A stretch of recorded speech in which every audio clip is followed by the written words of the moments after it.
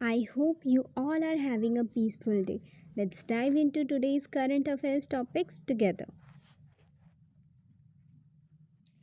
So, we'll discuss the current affairs along with its static part. So, what's the first news? It's Indian Meteorological Department has warned that this year February will be hotter and drier in North India. And what will be its impact? So अगर February month जो है वो normal से ज़्यादा hotter होता है तो इससे रबी क्रॉप्स पे इम्पैक्ट पड़ सकते हैं। एज़ वी ऑल नो कि रबी क्रॉप्स जो हैं वो विंटर में ग्रो होने वाले क्रॉप्स हैं और ये टेम्परेचर सेंसिटिव होते हैं, इन्हें टेम्परेचर कम चाहिए होता है और अगर फेबररी में ही टेम्परेचर नॉर्मल से ज़्यादा बढ़ जाता है तो इनके यील्ड में डिक्लाइन आ सकता है। और इफ़ फूड ग्रेन्स अगर फूड ग्रेन्स के यील्ड में डिक्लाइन आता है, कमी आती है, तो ये फूड इन्फ्लेशन रिस्क को बढ़ाता है। और रबी क्रॉप्स के एग्जाम्पल क्या हैं? वीट, मस्टर्ड, ग्राम, ये सारे जो क्रॉप्स हैं ये रबी क्रॉप्स में आते हैं। नेक्स्ट, हमें पता है कि हमारा बजट डिस्कस किया गया है अभी पार्लियामेंट में, तो इसके मार्केट का क्या रिएक्शन है बजट को लेकर के।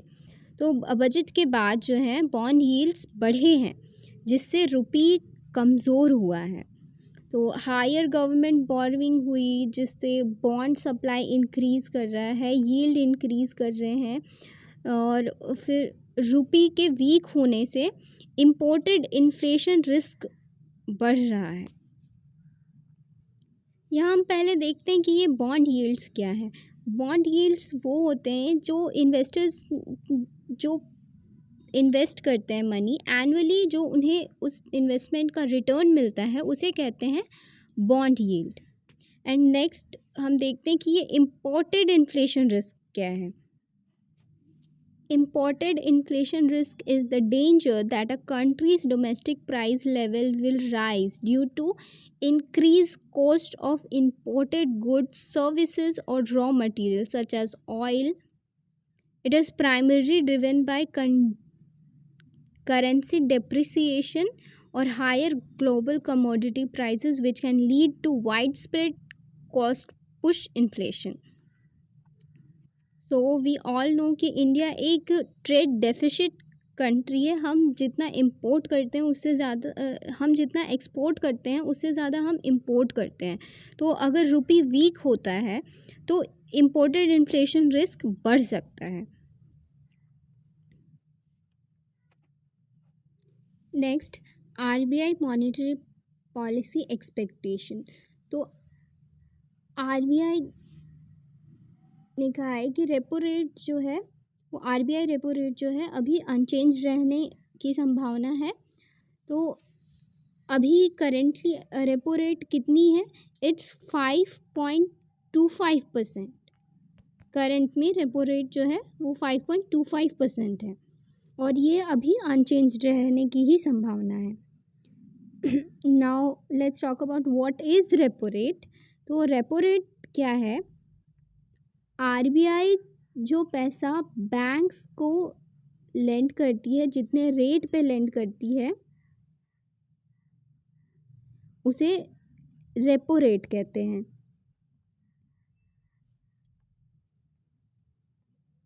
तो करेंटली हमारे कंट्री में इन्फ्लेशन टारगेट क्या है? हमारा टारगेट है कि इन्फ्लेशन जो है 4% से 2% के बीच ही रखना है। और अभी इन्फ्लेशन रेट क्या है? सीपीआई इन्फ्लेशन रेट, तो it is 1.7%। Next is addition of 2 new Ramsar site. 2 new Ramsar sites को ऐड किया गया है। फर्स्ट इज इंडिया से Patna bird sanctuary and Chhari Dhand wetland, इसे दो ये दो न्यू रामासार साइट्स हैं। ये रामासार कन्वेंशन कब हुआ था? 1971 में ईरान में रामासार कन्वेंशन हुआ था, जिसमें वेटलैंड्स को प्रोटेक्ट करने की बात कही गई थी। उन्हें रिकॉग्नाइज करके उन्हें प्रोटेक्ट करने के लिए कहा गया था। एंड इंडिया में हाईएस्ट नंबर ऑफ रामासार साइट्स हैं globally. Next is importance of wetlands. What is the importance of wetland? So today is World Wetlands Day. 2nd Feb is World Wetlands Day. तो और इस ईयर क्या है world wetlands day की theme क्या है? Wetlands are traditional knowledge celebrating cultural heritage. Now let's talk about why are wetlands important. तो wetlands जो हैं फ्लड कंट्रोल में हेल्पफुल रहते हैं, ग्राउंड वाटर रिचार्ज में हेल्पफुल रहते हैं, बायोडाइवर्सिटी हॉटस्पॉट होते हैं ये। तो इसकी वजह से, इन सब रीजंस की वजह से वेटलैंड्स का कंजर्वेशन इम्पॉर्टेंट हो जाता है। Next is MSME push in union budget.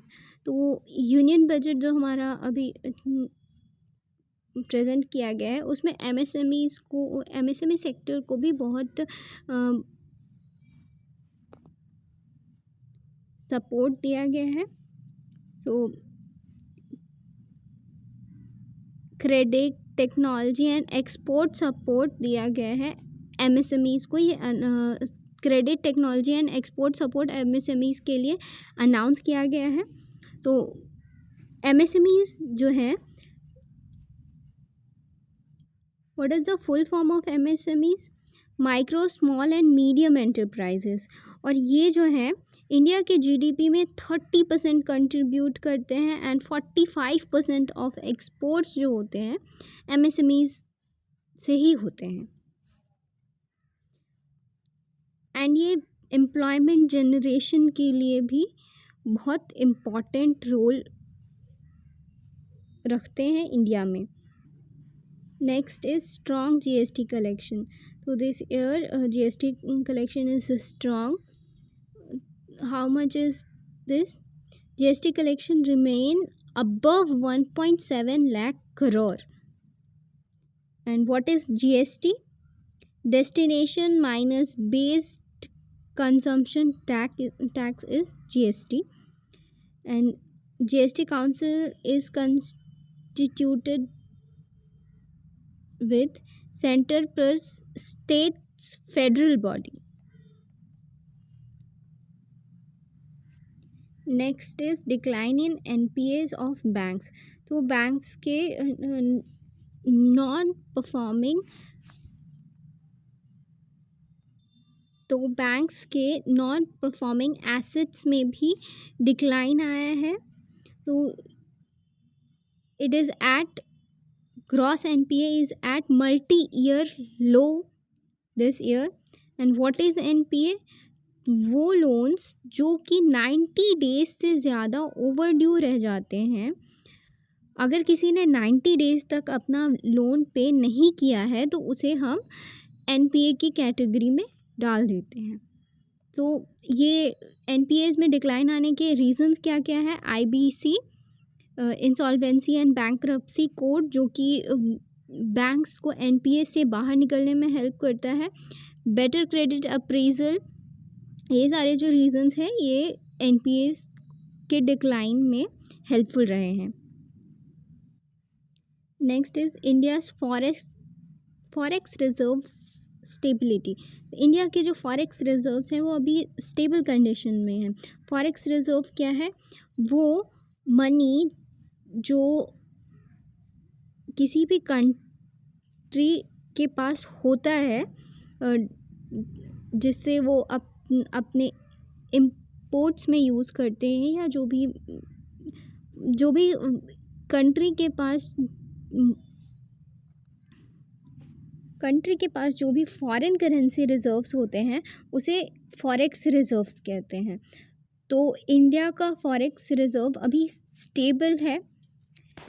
अभी कितना है इंडिया के पास forex reserves? Is it is $704.89 billion.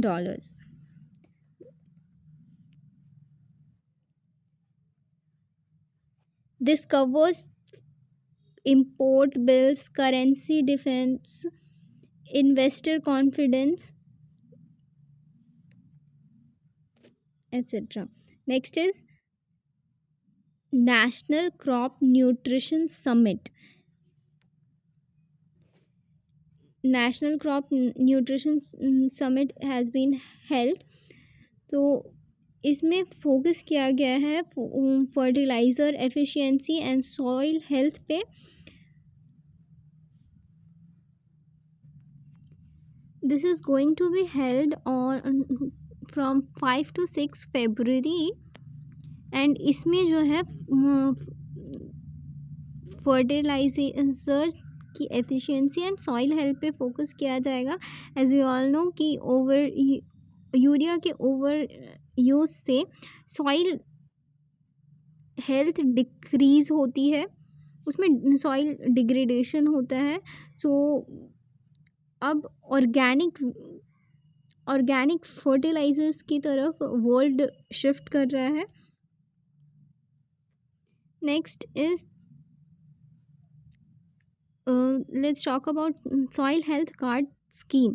तो ये स्कीम लाई गई थी फरवरी 2015 में और इसके अंडर जो है गवर्नमेंट ये इंश्योर करती है कि फार्मर्स की सॉइल सही बनी रहे, मींस डिग्रेडेशन ना हो ज़्यादा।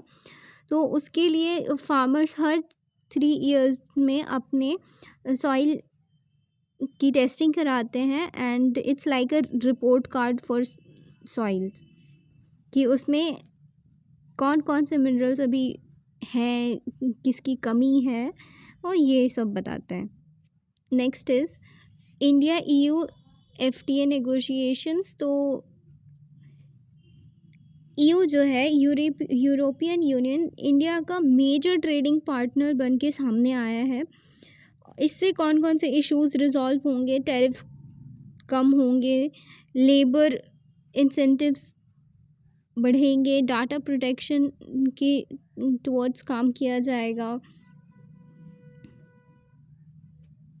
Next is India Arab world diplomacy.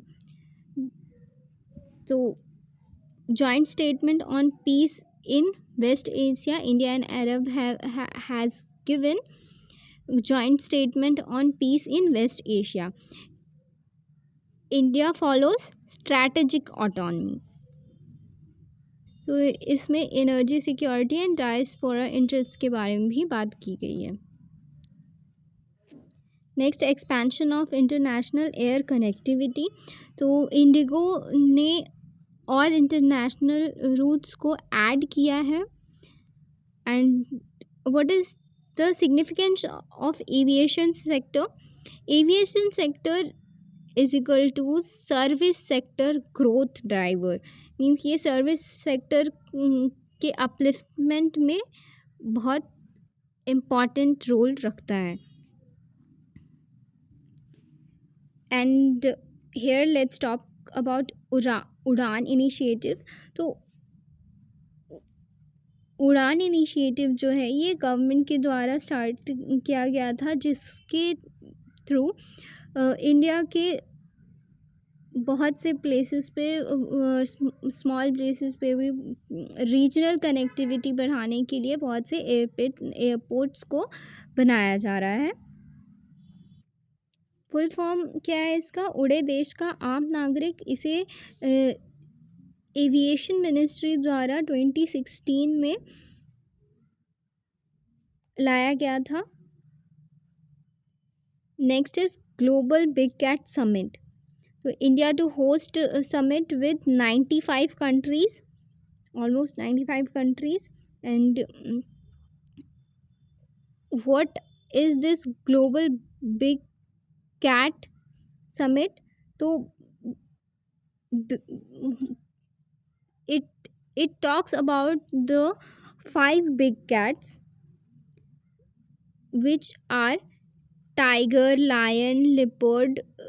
No, means it talks about the big cats, which are tiger, lion and leopards. इसके कंजर्वेशन के लिए इस समिट में स्टेप्स लिए जाएंगे. And this organization is also made for the conservation of these big cats. Next is climate change focus globally. Climate change risks highlighted in multiple forums. And what is Paris Agreement's goal? It is that global temperature जो है वो 2 degree से ज़्यादा increase नहीं करना चाहिए. Next is draft national AI policy. तो हमारी कंट्री में भी नेशनल एआई पॉलिसी बनाने के टुवर्ड्स स्टेप्स लिए जा रहे हैं. इसका मेन मोटिव क्या है कि एआई जो इथिकल एंड रिस्पॉन्सिबल एआई को बनाने की तरफ ये स्टेप्स लिए जा रहे हैं. What are the issues in AI? Sometimes AI is biased because जो उसमें डेटा फीड किया गया है, अगर वो बायस है तो एआई भी बायस्ड आंसर्स दे सकते हैं. एंड डेटा प्राइवेसी पे भी फोकस करना है. एंड जॉब डिस्प्लेसमेंट ना हो एआई की वजह से ज़्यादा, उस पर भी. Next is metro rail expansion plans. Currently, new metro projects are announced. Metro leads to lower congestion, lower emissions, and जिससे क्लाइमेट पे भी इफ़ेक्ट कम पड़ता है. नेक्स्ट इज़ पीएम किसान continuation. Farmer income support continuous. ये पीएम किसान के through हर year farmers को उनके अकाउंट में 6,000 रुपीज़ दिए जाते हैं. एंड यहाँ इम्पॉर्टेंट चीज़ ये है कि income support does not equal to price support. ये डायरेक्टली क्रॉप के प्राइस में कोई सपोर्ट नहीं करता, बस ये फार्मर्स के वेलबींग के लिए है. Next, NEP 2020 review. तो NEP जो 2020 नेशनल एजुकेशन पॉलिसी जो 2020 में लाई गई थी, उसका रिव्यू किया गया है. देखा गया है कि स्टेट्स में किस तरीके से उसका इम्प्लीमेंटेशन किया जा रहा है. और NEP के अंदर क्या है, तो NEP में मल्टी डिसिप्लिनरी एजुकेशन को पे ज़्यादा फोकस किया गया है. स्किल बेस्ड लर्निंग पे ज़्यादा फोकस करने के लिए सजेशंस दिए गए हैं. Next is Mumbai open. तो मुंबई में वुमेंस टेनिस टूर्नामेंट होने वाला है. And WTA governs women's professional tennis. That's all for today's current affairs. We'll meet tomorrow. Thank you.